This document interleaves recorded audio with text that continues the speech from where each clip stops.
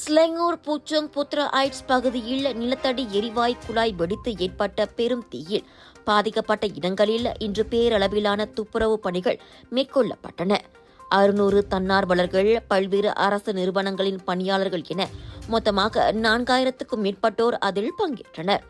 ஸ்லாங்கூர் மந்திரி பசார் Datuk Seri Amirudin Shari தலைமையில் தொடங்கிய இந்த 2 நாள் துப்புரவு பணிகள் புத்ரா ஐட்ஸ் மற்றும் பக்கத்தில் உள்ள கம்புங் குவாலா சுங்காய் பாருவை உட்படுத்தியுள்ளன.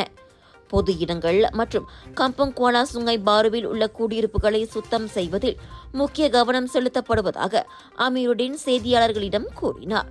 பல்வேறு தரப்பினருடன் இணைந்து மேற்கொள்ளப்படும் இந்த ஒருங்கிணைந்த நடவடிக்கையில் 264 வாகனங்களும் இயந்திரங்களும் பயன்படுத்தப்படுகின்றன.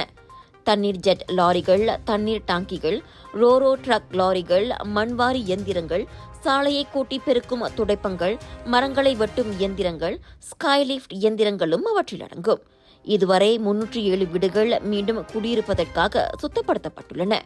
சுத்தம் செய்யும் பணிகள் நாளை முடிந்ததும் மேலும் ஏராளமான வீடுகள் குடியிருப்பாளர்களுக்கு தயாராக இருக்கும் என எதிர்பார்க்கப்படுவதாக அமீருடின் தெரிவித்தார்.